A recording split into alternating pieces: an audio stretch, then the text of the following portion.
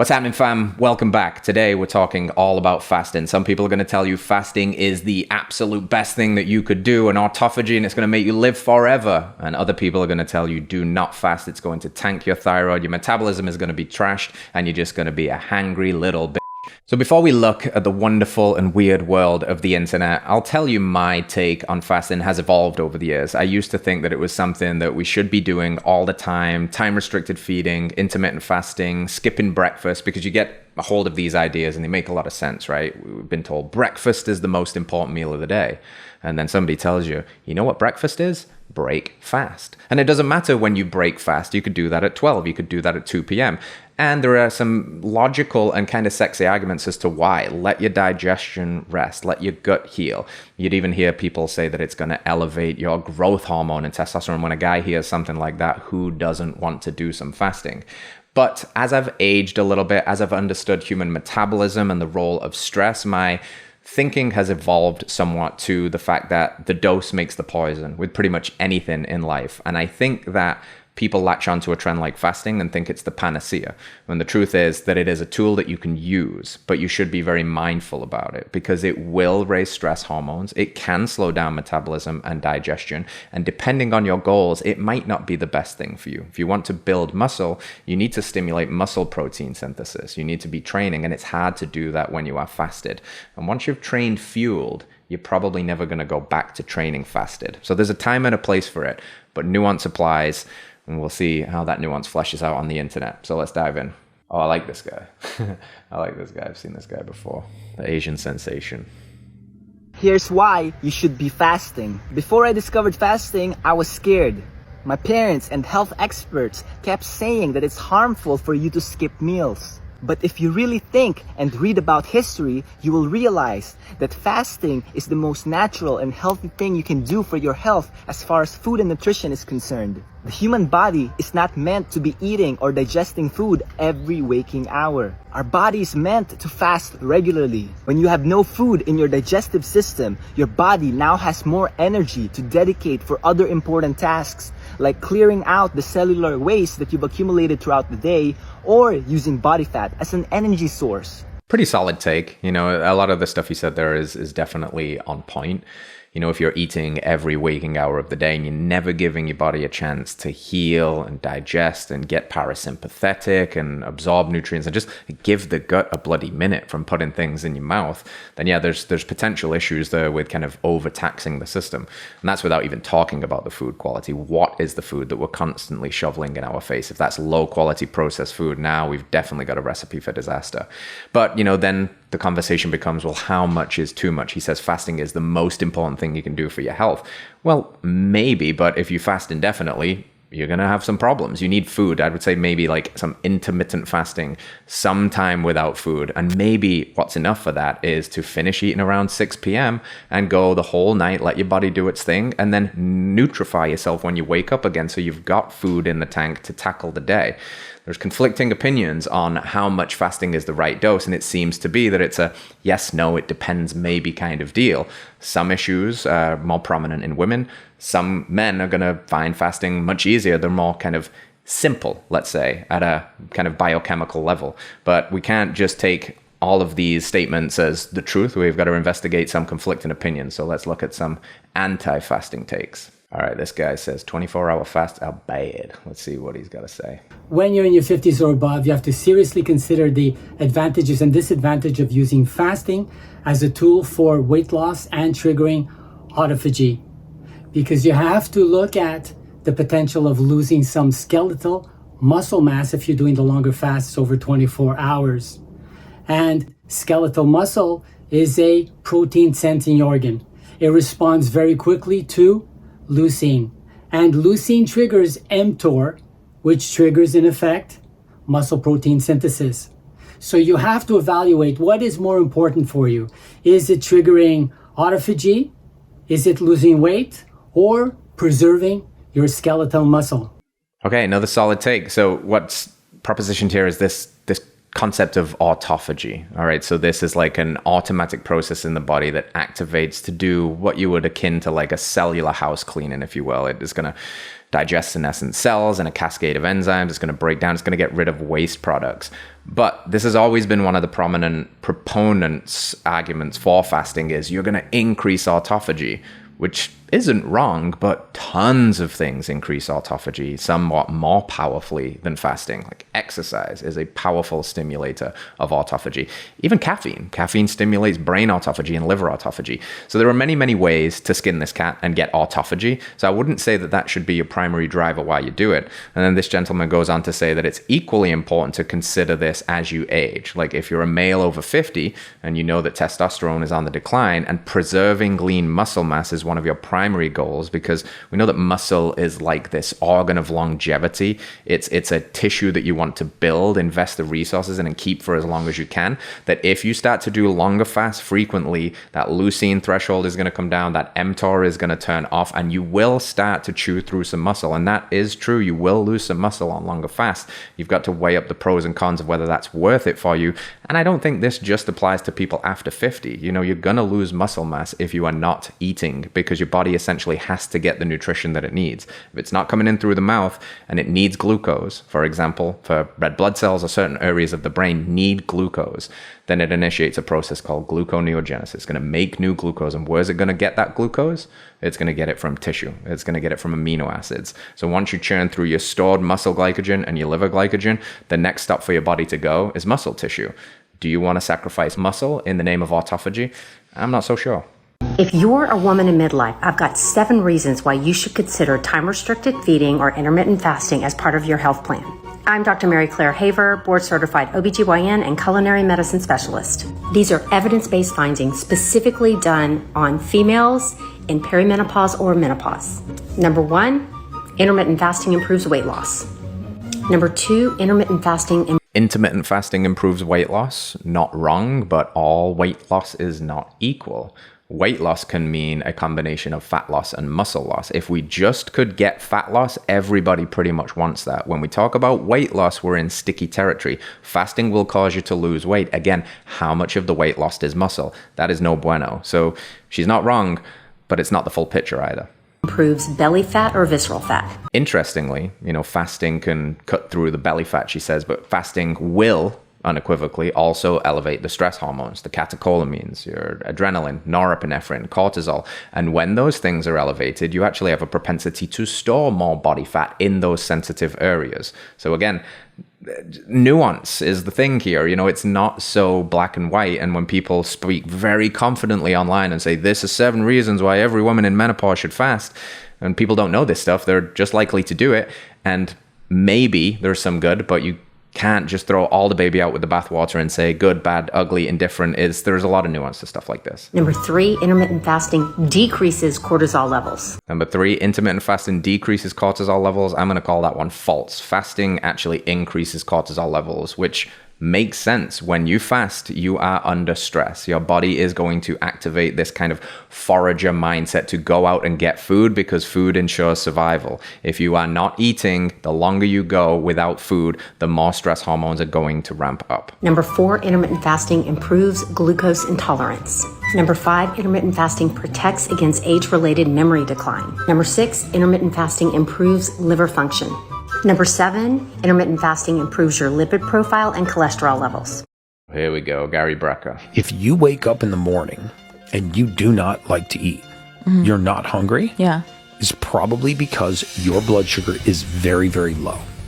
It's probably because you have very good blood sugar regulation. So then what happens is you wake up in the morning, you're fasted, you don't feel like eating, your blood sugar continues to trend down. Okay. You eat late in the morning or early in the afternoon and it skyrockets, right? This is why you have an energy slump between 2 and 4 in the afternoon. But this is also when you're powered by glucose. When you're not on ketogenic. Right, when you're not on ketos. Okay. Ketogenic. So you don't want your blood sugar to look like a heart monitor. You want your blood sugar to look like rolling hills. Yeah. So some of the best things that these women can do is get 20 to 30 grams of protein within 30 minutes of waking. Okay. Because remember that a prolonged period of low blood sugar will be perceived by the pituitary gland as starvation, and it will begin to throttle back your metabolism. Yeah, exactly. Gary's saying at the end there, the same kind of thing. A prolonged period of time without food, stress is going to go up, metabolic rate is going to go down. And not only that, when your body's trying to ensure survival, other critical functions will also slow. Digestion can slow. That's why people can have slower gut motility. Not ideal, because again, if you've got food, your gut health isn't aces. You've got food in there now putrefying. You've got an increase in endotoxin. These can all be problematic. And the goal here with what Gary's talking about is to mediate these massive spikes and then massive slumps. And this kind of newer advice that I'm pretty behind, I think, this 20 to 30 grams of protein within 30 minutes of waking up, or an hour of waking up, something like that, seems to help offset any huge blood sugar spikes and crashes, which is going to keep energy more even keel.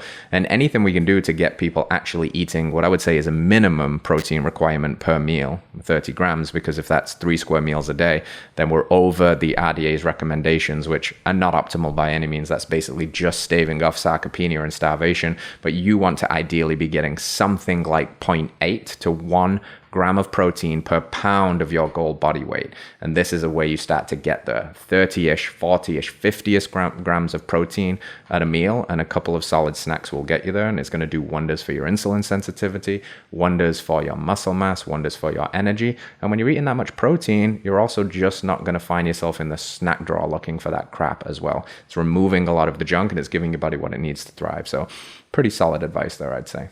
You've been lied to. We thought 6 meals a day, breakfast was the most important meal of the day. There is no scientific evidence. I read some research on fasting for men and women, and it does seem that it does affect men and women really differently. Women, we have 3 sex hormones that run us. And here's the tricky part. All 3 of these hormones want something a little different. Estrogen's the extrovert that's like the party gal. Progesterone's like the introvert that's like, no, we're going to stay on the couch. We're going to eat a little bit more. I love that. It sounds like human bodies are designed to fast because that's when the real healing can take place. The key to longevity, the key to health is not to stay in the comfort zone. The key is to dip in and out of discomfort. I can't emphasize enough that this is a personal journey that you're going to make with fasting. You are gifted with the most amazing body that you get to live in. Believe, do not give up on yourself. Something definitely important to consider there is that I do think that men and women respond differently to fasting. Men are going to have an internal state that's a lot more consistent,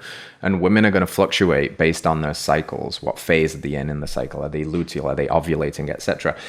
The issue here is just adopting a fasting regimen without paying attention to that. If you're a woman, you might be doing yourself a disservice, because at certain times of the month, you are more inclined to want to like get after it and go in the gym. And other times you're going to want to kind of like slow down and kind of work in a little bit more. The issue is that most women don't know this because they've never been taught it. So it requires that they educate themselves on it. And this is where you've got to be a little bit cautious with fasting, because if you don't do that and you're just like, okay, I'm not eating breakfast now forever, and you only have your first meal of the day at 2:00, it might work great for you a couple of weeks of the month, and it might be horrible for you the other couple of weeks, and you're just exacerbating that roller coaster and wondering what the hell is going on. There's this idea that fasting is some miracle thing, and the reality is if you're young, your body will tolerate fasting pretty well and you'll recover from it.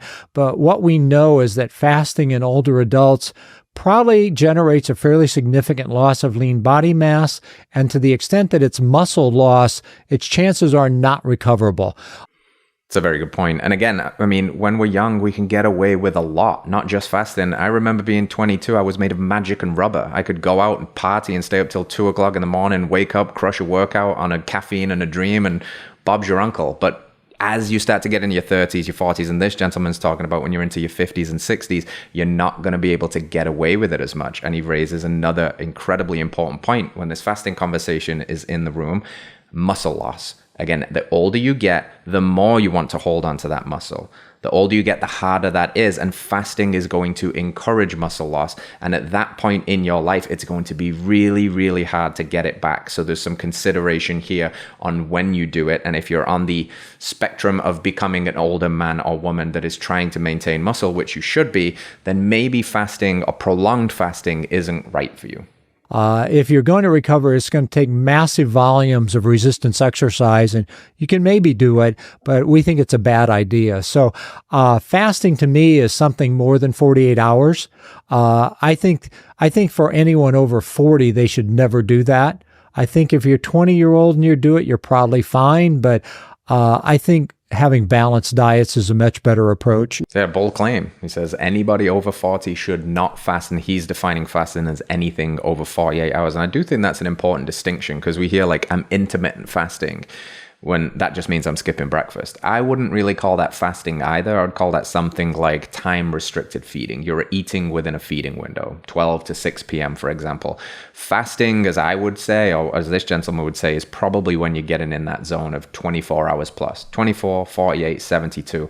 And whilst there can be many reasons to do that, like a huge purge, preparation, even spiritual reasons. There's a reason why all of these spiritual teachers in various different religions and texts have always gone out into nature, fasted, removed themselves from distraction, including food. So it can be quite profound in that way, but we still can, we can't gloss over the facts that there is a physical cost to this. And this doctor says anybody over 40 just should not do that and should just prioritize eating a nutrient-dense whole food diet, because the cost of losing that muscle is too dire. So these headlines saying that intermittent fasting is bad for you are just absolutely ridiculous. I think even the researchers say in the abstract that, people shouldn't be reporting out that this is like set in stone science, but that's what media outlets do. They jump at that clickbaity headline, and this is 100% clickbait. And then they present the research like it's definitive. They don't talk about the nuances, or if they do, it's buried way down at the end of the article, and most people are just skimming through. They'll see the headline. If they even click on the article, they're only going to read the first few paragraphs. I mean, she's not wrong, but she's playing this game. She's in this world. Of course it's clickbait. That's what does well. That's what performs. That's what the algorithm feeds you. So you kind of have to take this left or right, black or white, yes or no stance, because she mentions the nuance is always buried in the details further down. That's not what most people want. Like, again, they want to affirm their beliefs. They want to see something easy. She's dead on. People only read the headlines. They only check out the article and then decide what they're going to do based on that. But again, with something like fasting, there is nuance. You can't say that it's bad. You can't say fasting is bad, you should never do it, because there's clearly cases where there's a case to be made for fasting. And you can't say that fasting is the best thing you could possibly ever do, because we know that at a certain point, that's going to start to work against people's goals. But it's not the sexiest thing. It's not going to do the best on the algorithm. So nuance is the new N-word of 2024. So there you go, fam. Fasting, is it the best thing since sliced bread? Is it terrible for you? Is it going to trank your thyroid? Is it going to trash your testosterone? I guess the answer is it depends. There seems to be a case to be made for when you're a little bit younger and maybe you're driving the machine of this body a little bit harder, that you could get away and have a little bit more leeway with fasting. And as you start to get into your 40s, 50s and beyond, that maybe fasting isn't something you should be doing, especially for prolonged periods of time, maybe something more moderate like a time-restricted feeding. The fasting conundrum is one of, it depends. It depends on who you are, what phase you're at in life, what your levels of stress are. Are you a man? Are you a woman? Are you doing the things to offset the potential muscle loss like resistance training? Because if so, it's probably not that much of a big deal. But don't listen to anybody that tells you fasting is the cure for everything, or that fasting is going to break you in half, because the truth often lies in the middle with something like this. So listen to your body, eat real foods, focus on the basics, and you won't go far wrong.